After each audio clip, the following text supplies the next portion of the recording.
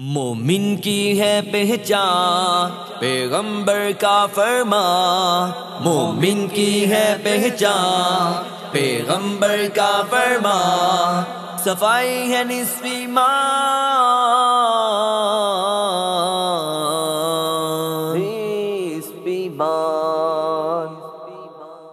बिस्मिल्लाहिर्रहमानिर्रहीम। मैं हूं मोहम्मद इफ्तिखार ख़ान, पैगाम टीवी के प्रोग्राम निस्फ़ ईमान के साथ। आज का प्रोग्राम उसी सिलसिले की एक कड़ी और ख़ास तौर पर ये वो प्रोग्राम है कि जो कि हमारे नौजवान तबके की नब्ज़ की हैसियत रखता है। हमने कोशिश की है कि उस नब्ज़ पे आज हाथ रख के आज गुफ्तगू की जाए और उसके प्रोज़ एंड कॉन्स, उसके फ़वाइद और नुकसानात, और उसमें जो एडल्ट्रेशन, जो मिलावट और जो इंसानी सेहत के साथ जो खिलवाड़ किया जाता है लोकल सतह पर, उसको भी आपके सामने लाएं और ख़ास तौर पर उसके फ़वाइद और नुकसानात को आपके सामने लाया जाए। क्योंकि आजकल ट्रेंड हमारा जो है वो फ़ास्ट फूड का बहुत ज़्यादा है। जंक फूड, फ़ास्ट फूड, यही वजह है कि इस वक्त हमारे बच्चे और बच्चियाँ, और ख़ास तौर पर अब तो बच्चे और बच्चियाँ क्या, जो हमारे उधेड़ उम्र अफराद हैं, वो भी इसका जो है, उनको भी इसकी एडिक्शन हो चुकी है। हर बंदे को इस वक्त बाहर जब भी निकलते हैं तो यही होता है, पिज़्ज़ाज़ और बर्गर्स और ये चीज़ें जो हैं वो लिए जाएं, और बच्चों को भी हमने इस वक्त जो है इन्हीं आइटम्स के ऊपर जो है वो लगा दिए। तो इसके क्या क्या फ़वाइद और नुकसानात हैं, इसी हवाले से आज जो हमारे प्रोग्राम की मेहमान शख्सियत हमारे दरमियान मौजूद हैं, और उनका ताल्लुक़ भी हॉस्पिटैलिटी और टूरिज़म डिपार्टमेंट से, फूड डिपार्टमेंट से रहा है, और लाहौर के एक निजी इदारे में वो एक मैनेजर ऑपरेशन के तौर पे भी काम कर चुके हैं, और वो बाकायदा इस हवाले से क्वालिफ़ाइड भी हैं, बल्कि गोल्ड मेडलिस्ट हैं। मेरी मुराद सरोश महमूद साहब, अस्सलाम वालेकुम। वालेकुम सलाम। Welcome to the programme Sarosh साहब। इंशाल्लाह आज हम इंशाल्लाह फ़ास्ट फ़ूड के ऊपर आपसे चीज़ें जो हैं वो डिस्कस करेंगे कि फ़ास्ट फ़ूड जो है वो कितनी तरह का हमारे यहाँ यूज़ होता है, और इसका जो बुनियादी इसकी इब्तिदा थी, ये कल्चर कहाँ से आया, जो इस वक्त हमारी नौजवान नस्ल हो या उधेड़ उम्र लोग हों तो इनकी एक एडिक्शन इख्तियार कर चुका है। दूसरी हमारी मेहमान शख्सियत, आप पैगाम टीवी के रिलीजियस स्कॉलर हैं, रिसर्च स्कॉलर हैं, जनाब अल्लामा नौमान फ़ारूकी साहब, अस्सलाम वालेकुम जी। वालेकुम अस्सलाम। Welcome to the programme. दोनों शख्सियात का मैं बहुत शुक्रगुज़ार हूँ कि इस हवाले से आपने वक्त निकाला और हमारे दरमियान आप मौजूद हैं। मेरा पहला सवाल ये है कि जो फ़ास्ट फूड है, इसको फ़ास्ट फूड ही क्यों कहा जाता है और इसकी इब्तदा कहाँ से है? फ़ास्ट फूड की जो बुनियाद है वो बेसिकली अमेरिका से रखी गई है। अमेरिका के अंदर लोगों के पास ब्रेकफास्ट का उस तरीके से टाइम नहीं होता कि वो जाएं और जाकर अपने घर में बनाएं। तो दे यूज़ टू स्टार्ट के वो जाते थे किसी ठेले पर, आप कह लें हमारी ज़ुबान में, वो ठेले पर जाते थे, वो पहले से ही चीज़ें बनी बनाई होती थी, वो पकड़ते थे और पे करके वो खा लेते थे। इस तरीके से fast food Aahista Aahista introduce होने लगा कि एक पैटी बनी हुई है, एक बन बना हुआ है, उसको आपस में मिलाया, खाया और चले गए। इसके बाद ड्राइव थ्रू के ऊपर आ गया कि आपके पास गाड़ी से उतरने का टाइम नहीं है, तो आपने गाड़ी के अंदर ही आप एक तरफ से गए, ऑर्डर करवाया, दूसरी तरफ से ऑर्डर पिक कर लिया। तो ये बेसिकली सिर्फ़ और सिर्फ फास्ट फूड का नाम इस वजह से दिया गया है कि ये बहुत जल्दी बन जाता है। आप जाते हैं, आपकी विद इन 2 to 3 मिनट्स आपका ऑर्डर रेडी होता है, और ये जेब पर भी थोड़ा सा हल्का हो रहता है। और इस तरीके लेकिन से अब तो जेब पर हल्का नज़र नहीं आता, क्योंकि जो अगर हम मिडनाइट डील से लेकर डिफरेंट डील्स को भी देखें तो ये खासा महंगा है ऐसे एतबार से भी। उसके ऊपर मैं आता हूँ। अब वहाँ पर मैकडोनल्ड्स, एक जैसे हमारे पर यहाँ पर एक नॉर्मल अंडा शामी बर्गर की एक ठेला हो, वहाँ पर इनिशियली मैकडोनल्ड्स वो था। उन लोगों ने इवॉल्व हुए, तरक्की की, इस तरीके से वो जब ब्रांड बन गए तो हमारे पास आ गए, पूरी दुनिया में छा गए हैं। अब पूरी दुनिया में छा गए। हमने उनको देखा कि वो तो ऑलरेडी ब्रांड है, हमने अपने ब्रांड बिल्ड कर दिए उनको देखते हुए। तो ज़ाहिर बात है, हमने जो चीज़, हमारे पास जो चीज़ आई है वो तो हमारे पास मैकडोनल्ड आया है, हमारे पास वो कॉन्सेप्ट तो आया नहीं है कि जो फास्ट फूड के पीछे है। हमने तो उस कॉन्सेप्ट को अडॉप्ट करना था जो फास्ट फूड के पीछे था, हमने अडॉप्ट किया मैकडोनल्ड को, हमने अडॉप्ट किया बर्गर किंग को। तो जब हमने उन ब्रांड्स को, उन चेन्स को जब अडोप्ट कर लिया, तो आया हम अपनी SOPs को बरकरार रखते हुए, उस स्टैंडर्ड को देखते हुए हम अपनी प्राइजेस को तो इंक्रीज़ करेंगे, जबकि इसका प्रॉपर जो कंसेप्ट था वो ये था कि आपको ईजीली मिल जाए, फास्ट तरीके से मिल जाए और आपकी जेब पर भी हल्का हो। और मोटापे वाली ग़िज़ाओं के हवाले से इस्लामी तालीमात क्या हैं? क्योंकि ये लाजमी बात है कि इससे वेट भी पुट ऑन होता है और दीगर अमराज भी जो है वो जन्म लेते हैं। जैसे हर कोई इस वक्त जो है वो बड़ी अर्ली एज में इन बीमारियों का शिकार हो जाता है। हमारे इस मुआशरे के अंदर तो ऐसे है कि जो स्पोर्ट्स हैं, जो मशक़ें हैं, जो तदरीब है, जो यानी जिस्मानी वर्जिश हैं, वो तो बिल्कुल ख़त्म हो के रह गई। अब नौजवान जो है वो सब कुछ मोबाइल पे या कंप्यूटर पे चले गए, IT वाले ख़ास तौर पर, और सहल पसंदी बहुत है। और एक तो ये हो गया, दूसरी तरफ ये है कि ऐसी खुराक, फास्ट फूड और इस किस्म की चीज़ें हमारे यहाँ आम हो गई कि उधर से आर्डर दिया और आ गया और खाए और उसी तरह ही सो गए। तो इस हवाले से जो नबी करीम सल्लल्लाहु अलैहि वसल्लम ने फरमाया ना कि क़यामत की अलामात में से वह यज़हरुस्समन, कि मोटापा आम होगा, यानी नुमायाँ होगा। आप देख लीजिए कि मोटापा बच्चों के अंदर, नौजवानों के अंदर वो सेहत अफजा सरगर्मियाँ ना होने की वजह से बहुत ज़्यादा फैल चुका है। तो नबी सल्लल्लाहु अलैहि वसल्लम जब कोई पेशगोई फरमाते हैं ना, तो उसमें जामियत इस तरह होती है कि आपने सिर्फ मोटापे का जिक्र किया। अब जो चीज़ इस मुआशरे के अंदर मोटापे का बायस बन रही है, तो इसका मतलब है वो सारी चीज़ें उन पे हमें नज़र रखनी है। तो चले, हम ये तो नहीं कहते कि ये बिल्कुल ममनू है, लेकिन इतना हम कह सकते हैं शरीयत की रोशनी में कि हमें एहतियात करनी चाहिए इनके खाने पीने में। ये नहीं कि इसको आप मामूल बना लें, कभी कभी हो जाए, ताकि वो आपका जो वेट है ना वो ना बढ़े। इससे वैसे भी इंसान ज़रा मायूब लगता है किसी भी, और ख़ुसूसन बच्चे या नौजवान वही सालम में, और ख़ुसूसन ख़वातीन, तो उनके लिए ये बड़ा ऐब एक शुमार होता है। तो इस वजह से उनको इससे परहेज़ करनी चाहिए। नबी सल्लल्लाहु अलैहि वसल्लम की पेशगोई का मतलब ही ये था कि मेरी उम्मत के लोग इससे एहतियात करें कि ये ना हो कि हम ऐसे हो जाएं। तो जहाँ तक ताल्लुक़ है नबी सल्लल्लाहु अलैहि वसल्लम की तालीमात का, तो देखिए कि आप मर्रज़ ज़हरान, मक्का के करीब एक जगह है, वहाँ से गुज़र रहे थे। सैयदना जाबिर बिन अब्दुल्लाह रज़ी अल्लाह ताला अन्हु अंसारी वो बयान करते हैं कि नबी सल्लल्लाहु अलैहि वसल्लम ने फरमाया, वहाँ से कबास उसे कहते हैं अरबी में, वो होते हैं पीलू, एक दरख्त, उसका एक फल होता है जैसे जैतून है इस किस्म का। तो नबी सल्लल्लाहु अलैहि वसल्लम ने फरमाया, अलैकुम बिल अस्वद फ़इन्नहु अत्यब, कि तुम पर स्याह रंग का जो पीलू है ना, वो उसको इख्तियार करो क्योंकि वो बहुत उम्दा होता है।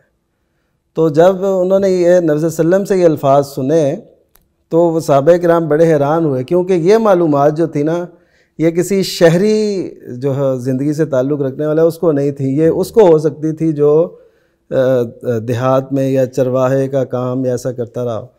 तो नबी सल्लल्लाहु अलैहि वसल्लम ने जब ये फरमाया, तो साहबा ने फ़ौरन पूछा कि आपने बकरियां चराई हैं? तो नबी सल्लल्लाहु अलैहि वसल्लम ने उस मौके पे फरमाया था कि वमा मिन नबिय्यिन इल्ला रअल गनम, कि जो भी नबी आए उन्होंने बकरियां ज़रूर चराई हैं। तो आपने जो ये फरमाया अतियब, आप देखिए कि जंगल की जो है, जंगल में नबी सल्लल्लाहु अलैहि वसल्लम ने फरमाया कि जो बेहतर है वो इस्तेमाल करो। तो हम शहरों में बेहतर इस्तेमाल नहीं करते, उम्दा इस्तेमाल नहीं करते, अच्छा इस्तेमाल नहीं करते। मैं तो कहता हूँ कि ऐसे रेस्टोरेंट वो बंद हो जाने चाहिए जो सफाई का, नज़ाफ़त का ख्याल नहीं रखते, यानी लोग उनकी तरफ तवज्जो ही ना करें और वो प्रायोरिटी दें उनको जो इसका बात का बहुत ख्याल रखते हैं, उम्दगी, नज़ाफ़त, सफाई। तो मैं कहता हूँ कि सारे ही सीधे हो जाएं, इनके ऊपर किसी कानून लागू करने की ज़रूरत ही नहीं है, खुद ब खुद ठीक सफाई का कानून जो है उन पर लागू हो जाएगा। बहुत खूब। अच्छा, इसी तरह सरोश ये बताइए कि जो फास्ट फूड में फ्रोज़न फूड ही यूज़ होता है मोस्टली, ये इसकी लिमिटेशन कितनी देर तक की है? अगर देखें, एक तो ये ना कि ब्रांड्स ने मेंशन की हुई है, जनरली अगर वो अपना, उनका शेफ़ अगर बनाता है, कोई प्रोडक्ट बनाता है, बर्गर पैटीज़ हों या और चीज़ें हों, नगेट्स हों, कितनी देर तक वो आइटम को फ्रोज़न आइटम के तौर पर यूज़ किया जा सकता है? उसका टाइम कितना, ड्यूरेशन क्या है? देखें, अगर तो वो बनाने के बाद जो उसका टेम्परेचर है, बेसिकली हमने टेम्परेचर को फॉलो करना है। अगर उसको टेम्परेचर, लेट्स सपोज उसका टेम्परेचर अगर फ्रोज़न है तो -15 -20 होना चाहिए। उसको बनाने के बाद वो -20 पे रख देता है, तो उसकी 2 से 3 दिन शेल्फ़ लाइफ है। 2 से 3 दिन तक हम उसे यूज़ कर सकते हैं घर में बनी हुई पैटी को, जो कमर्शियल यूज़ के अंदर शेफ़ बना रहे हैं। आप मनोसल्वा, मेन्यू या बाकी जो ब्रांड्स हैं इनको नहीं हम टारगेट कर रहे हैं, हम कमर्शियल जो शेफ़ हजरात हैं उनको खुद जो बना रहे हैं, जो खुद बना रहे हैं, क्योंकि उसके लेकिन वो तो बहुत दिन पड़ी रहती हैं। अब देखें, बहुत दिन अगर पड़ी रहती हैं तो वो फिर जो हमारे जो पंजाब फूड अथॉरिटी है ये शायद उस तरीके से कार फरमा नहीं है, अपनी रिस्पॉन्सिबिलिटीज़, अपनी जो ड्यूटीज़ हैं उनको उस तरीके से पूरा नहीं कर रही। लेकिन कुछ रेस्टोरेंट्स जो चल रहे हैं उनको पता होता है कि हमारे, क्योंकि जो नए रेस्टोरेंट्स हैं उनकी शायद पड़ी हो सकती हैं, लेकिन जो चलते रेस्टोरेंट्स होते हैं उनको अपने डेज़ का पता होता है कि हमारे वीकेंड बिजी हैं। लेट्स सपोज हमारा 100 किलो गोश्त लगता है, एक मिसाल है, तो उन्हें पता है कि हमने वीकेंड पर 100 केजी की प्रेप करनी है या 120 केजी की प्रेप करके रखनी है, ताकि अगर कुछ कम नीचे हो तो 20-30 किलो अगले दिन पर चला जाए तो हमारा यूज़ हो जाए। सही। इस कदर ज़्यादा मसले वाली बात नहीं होती। मसला तब बनता है जब हमारे यहाँ पर लोग स्टॉक करने लग जाते हैं। अब देखें, चिकन की जो प्राइस है वो ऑलमोस्ट 500 पर केजी पर पहुँची हुई है, ठीक है। हमने जो वेंडर बड़े रेस्टोरेंट्स के अंदर होता है वो उसको लेता है पिछली प्राइस के ऊपर कि भाई अच्छा 460 है तो मुझे 460 के ऊपर आप 1000 केजी दे दें। जब 1000 केजी ले लेगा, बनाएगा तो वो थोड़ा ही, लेकिन उसको भी तो स्टॉक करना है ना, उसको भी तो रखना है। जब उसको रखेंगे तो उसकी शेल्फ लाइफ ऑटोमेटिकली कम हो जाएगी, ख़त्म हो जाएगी। तो ऑटोमेटिकली जब हम वो चीज़ कंज्यूम कर रहे होंगे, चाहे वो बर्गर हो, चाहे वो चिकन कढ़ाई हो, चाहे वो कुछ भी हो, तो ऑटोमेटिकली। अच्छा, ये भी बताइएगा, बड़ी इम्पॉर्टेंट है कि घर में चिकन मंथली बेसिस पे लोग मंगवाते हैं, तो कहते हैं कि इसको 10 किलो 15 किलो चिकन ला के उसको फ्रोज़न कर लें ताकि पूरे माह में दोबारा लाने की ज़रूरत ना पड़े। तो उसको क्या तरीक़ेकार है? क्या वो सेफ़ है? कितने दिन तक सेफ़ है? या उसको सेव करने का कोई तरीका है घर में? इस हवाले से बताइए। देखिए, घर के अंदर तो अगर आपने 1 महीने तक एक टेम्परेचर है, जैसे फ्रोज़न है, उसको साफ़ किया, उसको टेम्परेचर पर आपने पैकेट्स बना दिए, पैकेट्स बनाकर आपने रख दिया तो कोई मसला नहीं। लेकिन हमारे यहाँ लाइट्स ऑफ होती जाती लाइट जाती है। जब लाइट जाती है तो ज़ाहिर बात है, पिछले दिनों पता नहीं कोई डाउनफॉल हुआ था, क्या था, सुबह 8 बजे लाइट जाती थी और दोपहर को 4 बजे आती थी, 4-5 बजे। अब उस दौरान जो उसका टेम्परेचर एक हमने बना कर रखा हुआ था कि भाई इस टेम्परेचर से नीचे उसने नहीं जाना, वो तो चला गया।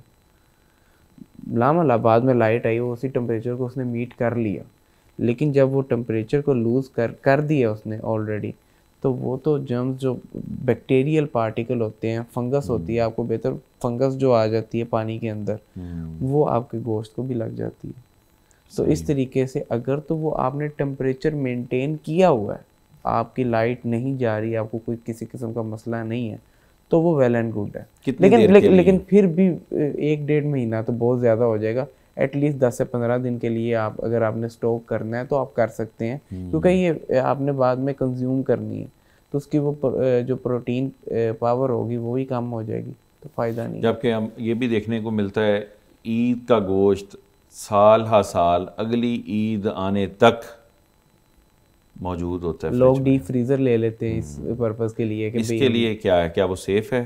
ख़ास तौर पर जो लोग ईद का गोश्त सेव करते हैं 1 साल के लिए और अगली ईद तक कंज्यूम करते हैं, उनके लिए आप बताइए क्या उसके हालात हैं? देखिए, उनके लिए तो ये इंतहाई मुज़रे से चीज़ है।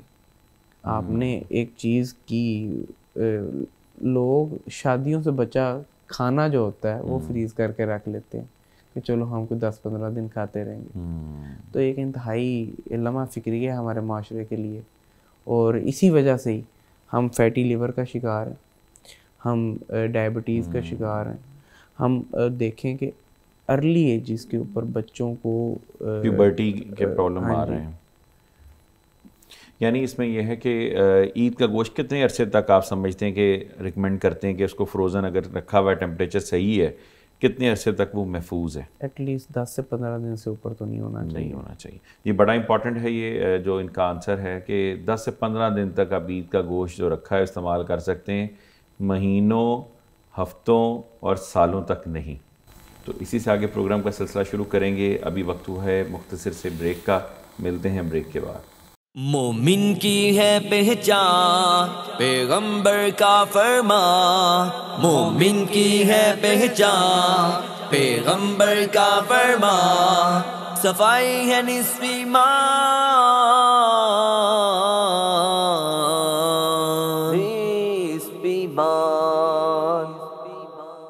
मोमिन की है पहचान पैगंबर का फरमान, मोमिन की है पहचान पैगंबर का फरमान, सफाई है निस्फ़ ईमान।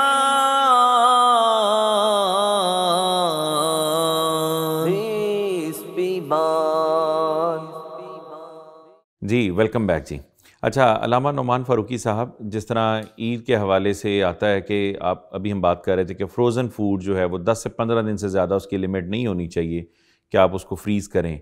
तो ये एंशियंट टाइम में नबी अलैहिस्सलाम के ज़माने में गोश्त को महफूज करने का वो क्या तरीका था? फ्रीज़र वगैरह तो उस वक़्त नहीं थे।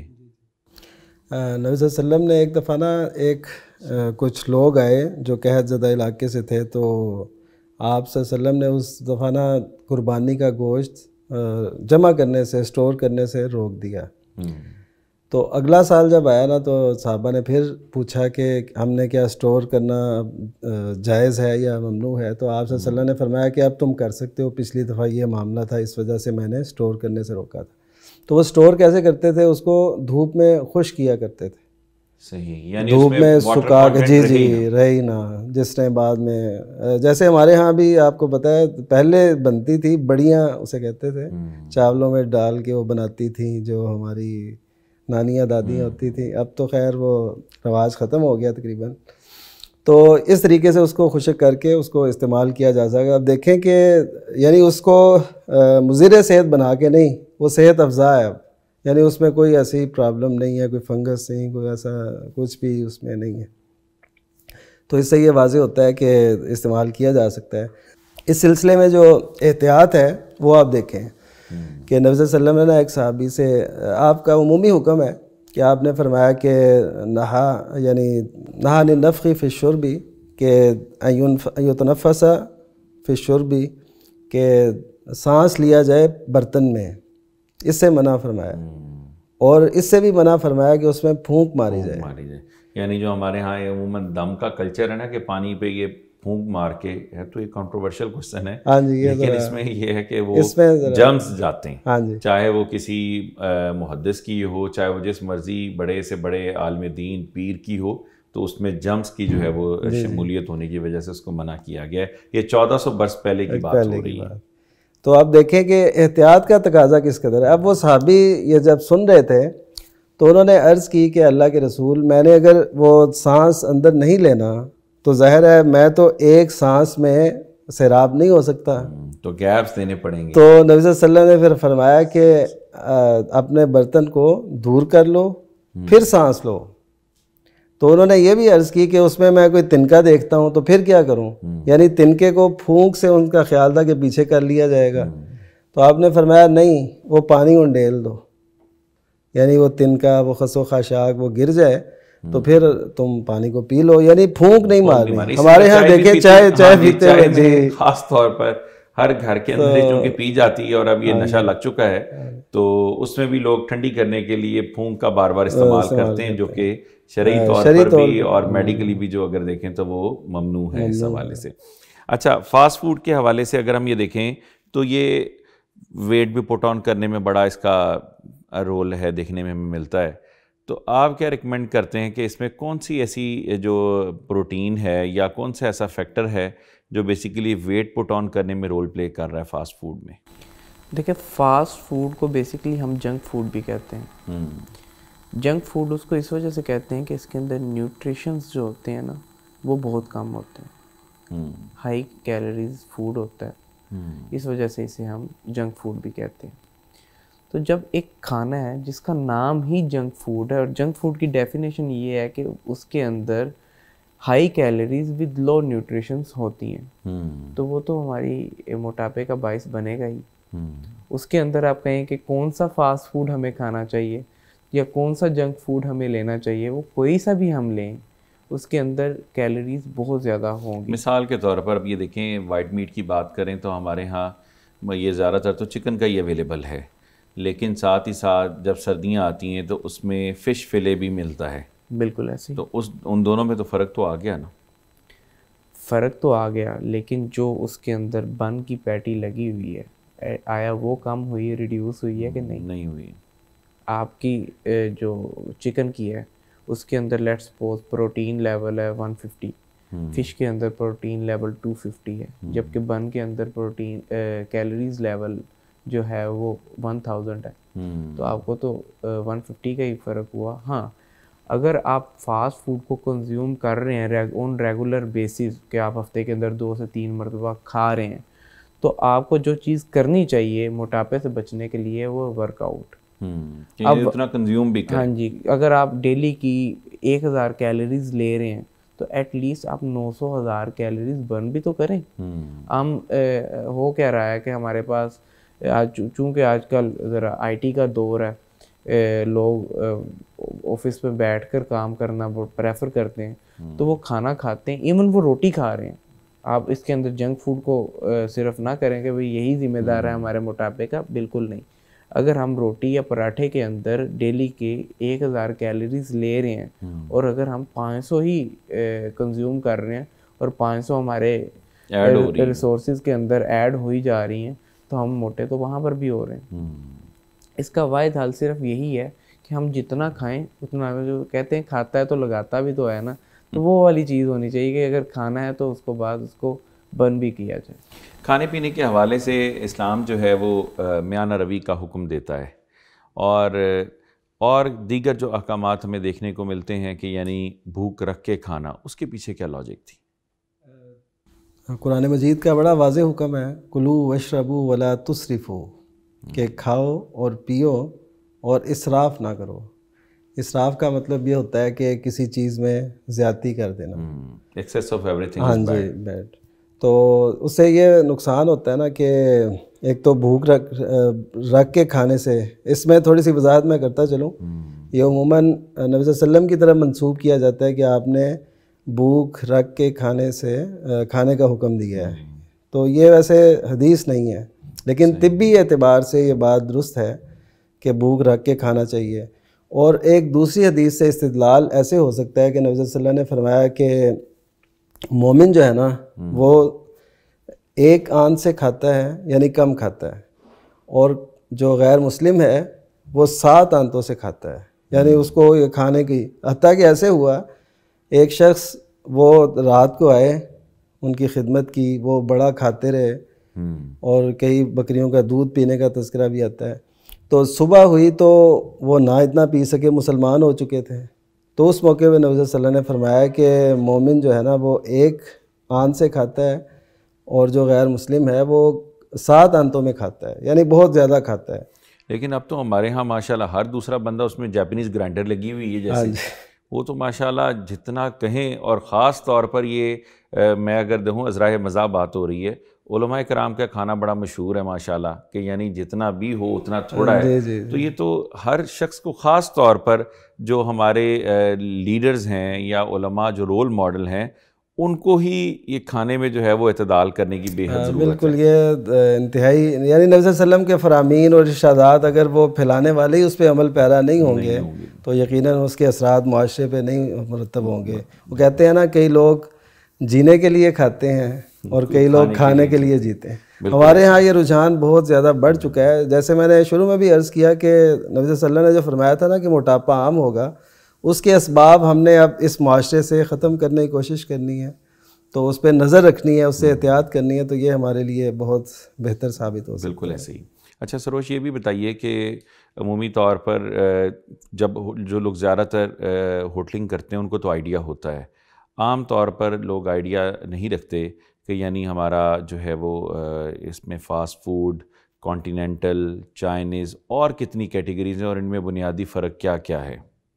देखिए, मैं आपको सवाल थोड़ा सा करेक्ट करना चाहता हूँ कि फ़ास्ट फूड ये कोई कैटेगरी नहीं है, ये एक ज़रूरत थी। सही, जो बनाई गई इंसान की नज़रिया ज़रूरत के तहत। हाँ जी, ये एक ज़रूरत के तहत बनाई गई खुद साख्ता प्रोडक्ट है, जिसको हम आजकल फास्ट फूड या जंक फूड कह रहे हैं। जंक फूड कह रहे हैं, जो कि क्विक स्टाइल रेस्टोरेंट्स के अंदर यूज़ होते हैं, ताकि आप उन रेस्टोरेंट्स के अंदर जाएं जिनके अंदर क्विक सर्विस हो और आराम से उनसे खाएं और अपना आ जाएं। बाकी जहाँ तक आपके सवाल की बात रही कॉन्टिनेंटल और बाकी कुजीन्स की, ये बेसिकली होती है कुजीन्स कि आपके रीजनल जो हैं इलाके, रीजन्स हैं, उनके अंदर कौन सा खाना खाया जा रहा है। जो खाना, कुजीन का मतलब क्या है? कुजीन बेसिकली उस रीजन के खाने को बोलते हैं, उस वैरायटी को बोलते हैं कि उस इलाके के अंदर कौन सी चीज़, क्या चीज़ पाई जा रही है, क्या चीज़ खाई जा रही है, वो जो मुरतब होता है चीज़ों को, उनका कुजीन बोल देते हैं। लेट्स सपोज कॉन्टिनेंटल कुजीन हम बोलते हैं। तो यूरोपियन जो रीजन है उसके अंदर जितने भी खाने बन रहे हैं, उसके अंदर हम पास्ता कह लें, उसके अंदर हम पिज़्ज़ा कह लें। पिज़्ज़ा फास्ट फूड के अंदर आता है, लेकिन वो कुजीन कौन सी है? वो कॉन्टिनेंटल कुजीन है। लेकिन वो कॉन्टिनेंटल के किस रीजन के अंदर आ रहा है? वो इटली के अंदर आ रहा है कि इटली ने सबसे पहले पिज़्ज़ा बनाया था।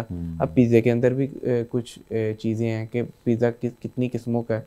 डीप पैन पिज़्ज़ा आ रहा है, थिन क्रस्ट पिज़्ज़ा आ रहा है। तो इटली ने जो पिज़्ज़ा इंट्रोड्यूस करवाया था वो थिन क्रस्ट था। सही। तो बाकी वो एवोल्यूशन का जो था प्रोसेस, वो हम लोगों ने खुद कर लिया। इसी तरीके से अमेरिका के अंदर पाए जाने वाले खानों को हम बोलते हैं फ्यूजन कुजीन। ठीक है, अमेरिका की बुनियादी तौर पर खुद उनकी कोई एज इट इज़ चीज़ नहीं है कि जो उन्होंने खुद बहुत ज़्यादा चीज़ें की हुई हैं। वो बहुत ज़्यादा जो खाने हैं उनका मरतब है कि वहाँ पर फास्ट फूड भी खाया जा रहा है, वहाँ पर चाइनीज़ भी खाया जा रहा है, लेकिन उसके अंदर उन्होंने खुद अपना एक टच दे दिया, तो उसको उन्होंने बोल दिया हुआ फ्यूजन कुजीन। इसी तरीके से चाइनीज़ कुजीन आ जाती है और थाई कुजीन आ जाती है। थाई कुजीन चाइनीज़, जिसे कहते हैं चाइनीज़ और थाई दोनों बहन भाई होते हैं, जैसे रावलपिंडी और इस्लामाबाद। हाँ जी, जैसे रावलपिंडी और इस्लामाबाद। आप देखें थाई के अंदर भी वही राइस होंगे, वही थाई कड़ी होगी, चाइनीज़ के अंदर भी वही हो जाए, सिर्फ हर्ब्स और वेजिटेबल्स का फ़र्क आ जाता है कि उसके अंदर हर्ब्स डलती हैं, उनके अंदर थोड़ा सा ग्रीन चीज़ें ज़्यादा डलती हैं। थाई के अंदर जो मेन चीज़ मैं आपको बताऊं जो बड़ी इंटरेस्टिंग है कि खट्टा, मीठा, कड़वा, इन सारे टेस्ट का जो मरकब होता है ना, वो हम थाई फूड को कह देते हैं। इसी तरीके से हमारे पास पाकिस्तानी और इंडियन कुजीन है। अब पाकिस्तानी कुजीन को भी लोग इंडियन कुजीन के नाम से ही बुलाते हैं, क्योंकि दुबई में जब भी फूड फेस्टिवल होता था तो इंडियन कुजीन के नाम से ही जाना जाता था। क्योंकि पाकिस्तान ने अपनी फूड एवोल्यूशन के अंदर कुछ नहीं की। अभी हमारे पास एक फूड व्लॉगर हैं अदील चौधरी के नाम से, उन्होंने कुछ आकर हमारे जो कुजीन है उसको बेहतर किया है, और उसके साथ साथ कोई 4-5 और फूड व्लॉगर हैं जो हमारी कुजीन को दिखा रहे हैं। हमारी कुजीन कौन सी कुजीन है, इसके हवाले से भी आपसे इंशाल्लाह पूछेंगे। अभी वक्त हुआ है मुख्तसर से ब्रेक का, मिलते हैं ब्रेक के बाद।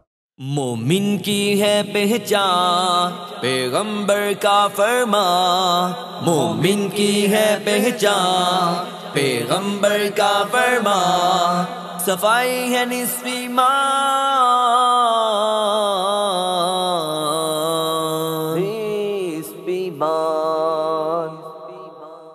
मोमिन की है पहचान पैगंबर का फरमान, मोमिन की है पहचान पैगंबर का फरमान, सफाई है निस्फ़ ईमान।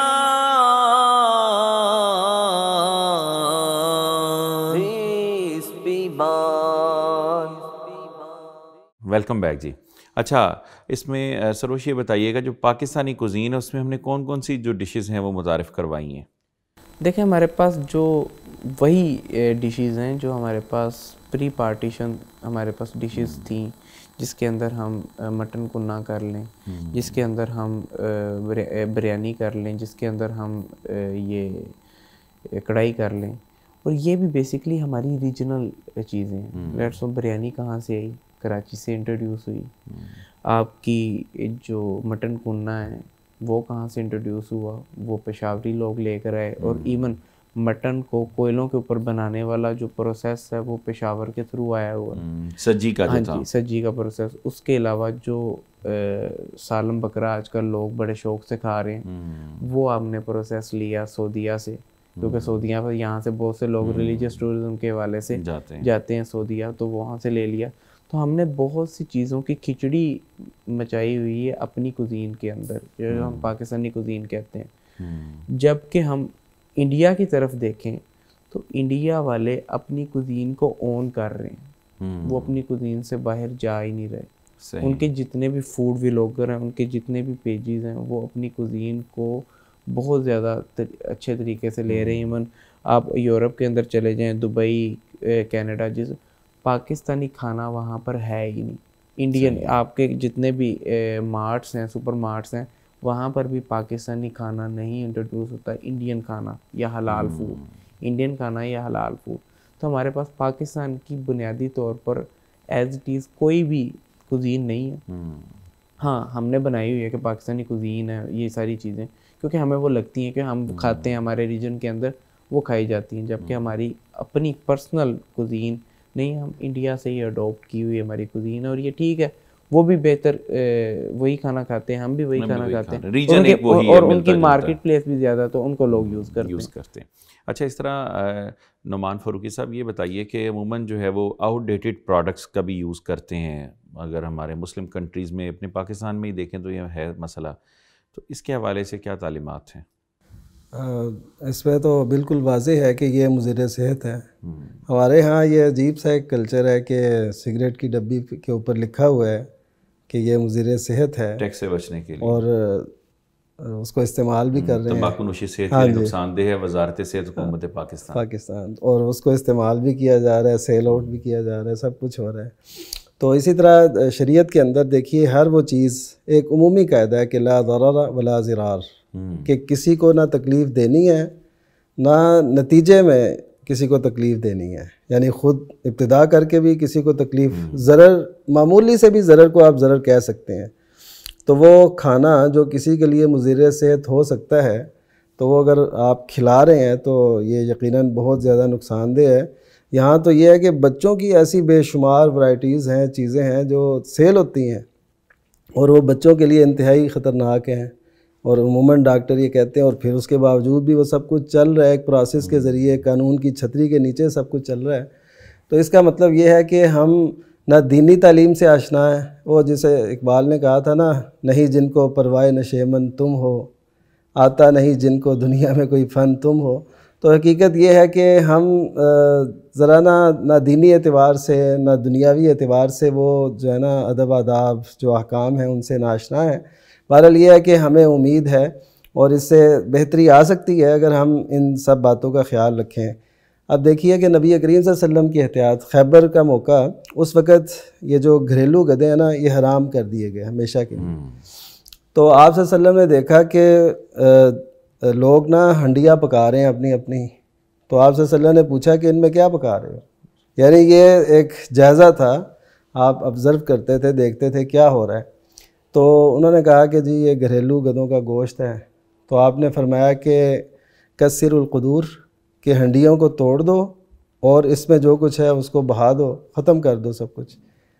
तो सहाबी ने अर्ज़ की कि अल्लाह के रसूल, अगर हम हंडिया उंडेल दें और उसको धो के इस्तेमाल कर लें, तो आपने फरमाया चलें इसकी इजाज़त हो सकती है। तो अब ये क्या था कि एक चीज़ जो ममनू हो गई तो उसको फिर इस्तेमाल नहीं करना। ये नहीं कि अब ये हंडी जो चढ़ी है तो ये तो खा लें, नहीं, हाँ, फिर नहीं खाएंगे।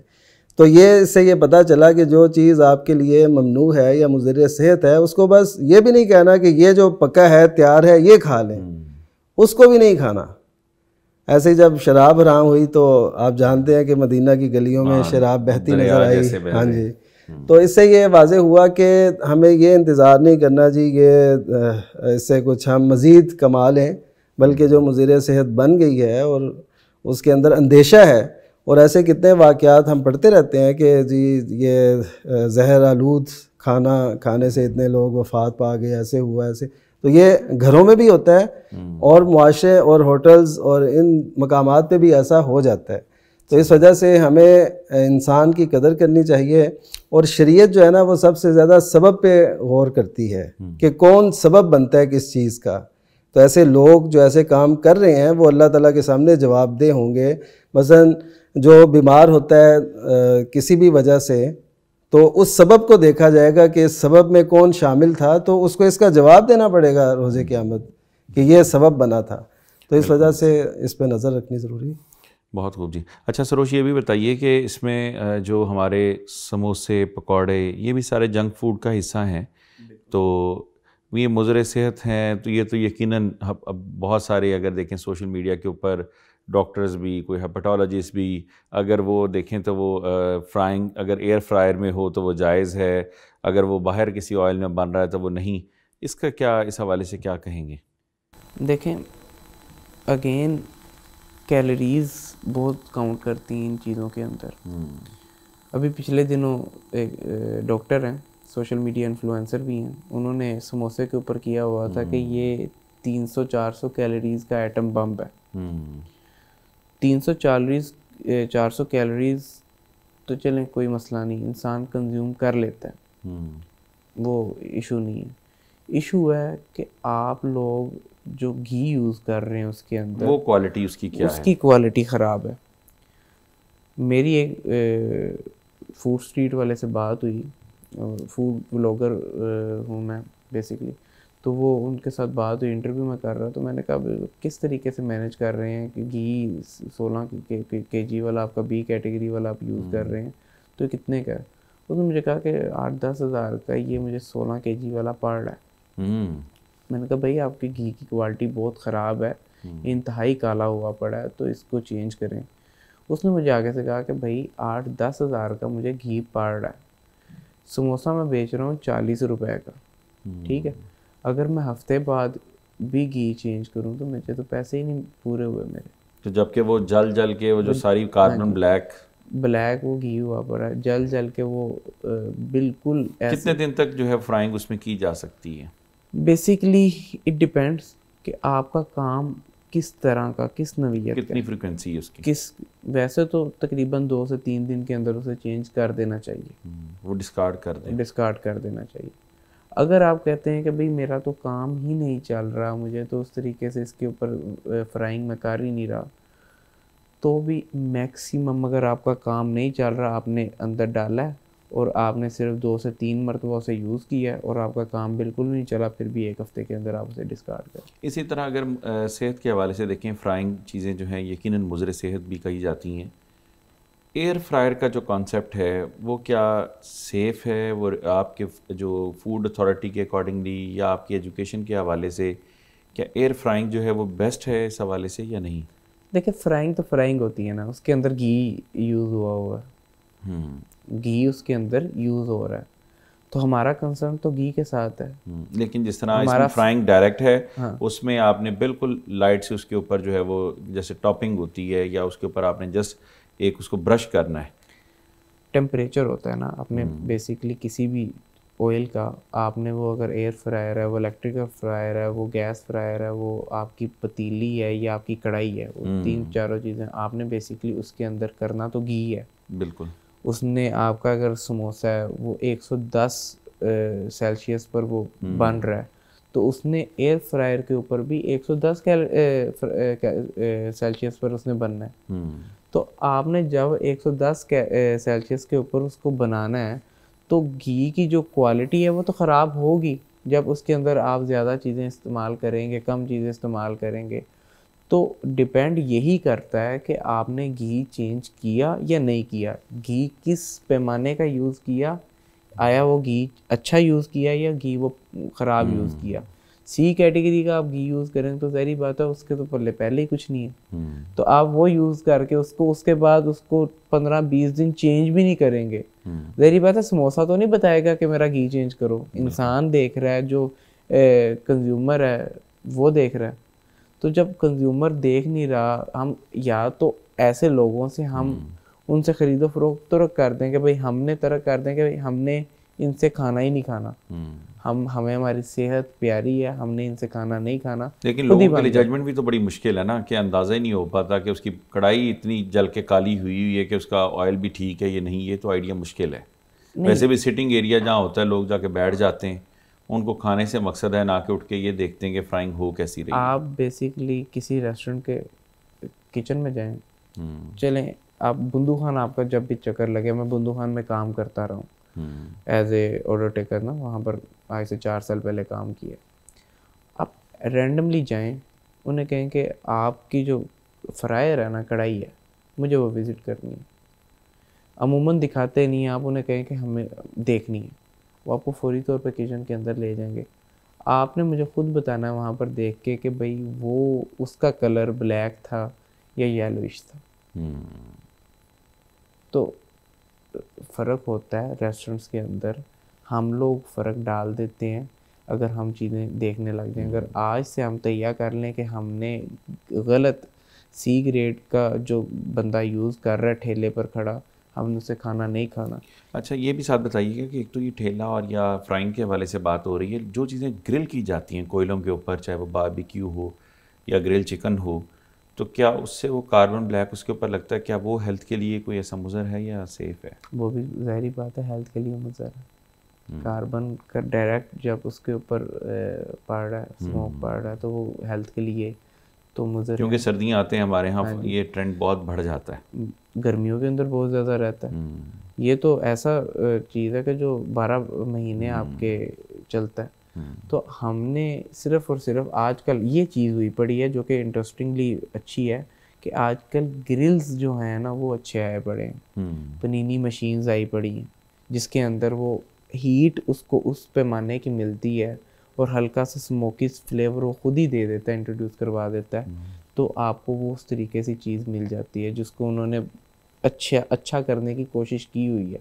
लेकिन अगेन हमें अपनी जो सेहत है उससे तो प्यार अब रह नहीं गया। तो हमारे लिए टेस्ट जो है वो ज़्यादा बेहतर है। हमारे लिए तो हम कोई भी ठेले से खाना खा लें तो जब तक उसके ऊपर गर्द गुबार नहीं होगा, हम कहते हैं कि इसके अंदर वो टेस्ट आया ही नहीं अभी तक। तो हमारी मेंटालिटी कुछ इस तरीके से हुई पड़ी है, जबकि ये चीज़ें सेहत के लिए इंतहाई बुरी हैं, इंतहाई। एटलीस्ट उसके अंदर सफाई तो हो। चले आपने नहीं तेल चेंज किया, कंज्यूमर है, हाइजीनिकली तो वो उसको बेहतर किया जा सकता है। कंज्यूमर है, वो 40 रुपए से ऊपर आपसे समोसा नहीं ले रहा, आपने तेल चेंज नहीं किया, एटलीस्ट अपनी कढ़ाई तो साफ़ रखें। एटलीस्ट जिस काउंटर के ऊपर आपने उन्हें सजाना है उसको ही अच्छे तरीके से साफ़ कर लें। बिल्कुल ऐसे तो हर तरह की चीज़, सफाई तो फिर ज़रूरी है ना। आप चलें इस चीज़ के ऊपर, being a Pakistani, being a human, उन्होंने भी घर चलाना है, इन्होंने भी कुछ खाना है, जो मज़दूर तबका है, हर किसी ने कुछ ना कुछ खाना है। तो एटलीस्ट उसको जो बेच रहा है उसको ये तो सोचना चाहिए ना कि अगर मैं इसे सी कैटेगरी का घी 15 दिन यूज़ हुआ खिला रहा हूँ, एटलीस्ट इसको पेश ही मैं अच्छे तरीके से कर दूँ। हेल्थ कॉम्प्रोमाइज़ ताकि कम से कम हो। अच्छा अल्लामा नुमान फ़ारूकी साहब, आखिर में कोई जो आप होटल मालिकान या इसी तरह जो फूड का बिज़नेस करते हैं और जो देखने वाले लोग हैं उनको कोई पैगाम देना चाहें? इस हवाले से एक उमूमी पैगाम तो मैं ये दूंगा, नबी सल्लल्लाहु अलैहि वसल्लम का फरमान है, कुलु ज़ैता वद्दहिनु बिहा वद्दहिनु बिही फ़इन्नहा मिन शजरतिन मुबारका, के ज़ैतून का तेल इस्तेमाल करो और इसको खाओ, यानी अपने खुराक और पीने में इसका इस्तेमाल करो, यानी उसमें लेस कोलेस्ट्रॉल है। फ़इन्नहा मिन शजरतिन मुबारका, ये बड़े बाबरकत दरख्त से है। तो जैसे अभी ये भी कह रहे थे कि ऑयल और ये चलें, जो नहीं उसको कर सकते लेकिन जिनके पास ये वसाइल मौजूद हैं उनको कम से कम ज़ैतून की तरफ ज़रूर आना चाहिए। और होटलों के अंदर बाकायदा एक डिश होनी चाहिए कि ये जी ज़ैतून में तैयार करता है, ये नबी सल्लल्लाहु अलैहि वसल्लम के फरमान की पासदारी होगी इंशाल्लाह। और इस तरह होटल मालकान को ये चाहिए अपना मेयार और नज़ाफ़त सफाई वैसी रखें कि वो जो भी बंदा एक दफ़ा खाए हो के दोबारा हमने आना है। हम भी अपनी ज़िंदगी में देखते हैं कि कभी इत्तेफाक हुआ तो हम चाहते हैं जी दोबारा वहाँ से खाया जाए, और कभी ऐसे भी होता है कि उस तरफ देखना भी पसंद नहीं करते। तो फ़र्क मेयार और नज़ाफ़त और सफाई और डीलिंग का होता है ना। तो मैं सबसे यही कहूँगा कि जो भी इस कारोबार से हैं वो अपने ऊपर भी रहम करें और लोगों पर भी रहम करें ताकि आपको भी फ़ायदा हो सके। अच्छा सरोज, मैं आखिर क्वेश्चन के साथ साथ मैं आपको ये भी पूछना चाहूँगा कि ऑलिव ऑयल की बात हुई, इसमें पोमेस है और इसमें जो क्लियर है या डिफरेंट कैटेगरीज़ हैं, और इसी तरह जो मस्टर्ड ऑयल, सरसों का तेल भी कहा जाता है, फ्राइंग के लिए, कुकिंग के लिए इनमें से बेस्ट कौन सा है? फ्राइंग के लिए तो मस्टर्ड ऑयल है, ज़ाहिर सी बात है। ऑलिव ऑयल का सर ने ज़िक्र किया है, अल्लामा साहब ने। ऑलिव ऑयल को जो शेफ़ हज़रात होते हैं दे यूजुअली टेक के ओलिव ऑयल हम ग्रीस पर्पस के लिए यूज़ करते हैं, खाने को ग्रीस करने के लिए ना, उसको थोड़ा सा लुब्रिकेट करने के लिए ओलिव ऑयल इस चीज़ के लिए होता है। अगर ओलिव ऑयल के अंदर आप खाना बनाना शुरू कर दें तो खाना लग जाए, जैसे कहते हैं नहीं हांडी आपकी लग गई है। ये आप एक्सपेरिमेंट भी कर सकते हैं कुछ भी। लेकिन हम लोग यूज़ कर रहे हैं इसमें पॉमेस ऑलिव ऑयल जो है उसमें ऐसा मसला देखने को नहीं। और अगर वैसे भी आपके जो पैन जो हैं वो जिनको बोला जाता है क्या, नॉन स्टिक पैन जो है, वो जिस तरह देखा जाता है कि नॉन स्टिक पैन जो है उसमें अगर बन भी रहा है तो उसमें इशू नहीं आ रहा। लेकिन मैं आपको बता दूं, ओलिव ऑयल है ना जो, वो बेसिकली फ्राइंग के लिए नहीं बना, ठीक है, वो खाने को ग्रीस देने के लिए, और उसकी उतनी को क्वांटिटी आप करें आपका खाना अच्छा बन जाता है, आपको लुब्रिकेशन फील होती है कि अंदर घी डला हुआ है या वो ऑयल के बगैर नहीं बना हुआ। जहाँ रही बात फ्राइंग की, तो मस्टर्ड ऑयल के साथ आप फ्राइंग कर सकते हैं क्योंकि वो एक नेचुरल तरीके से आ रहा है और वो बेहतर है, एटलीस्ट कुकिंग ऑयल से बेहतर है, एटलीस्ट वो डालडा घी या इस तरीके से जो नेचुरल प्रोसेस से नहीं आ रहे, उनसे वो लाख दर्जे बेहतर है।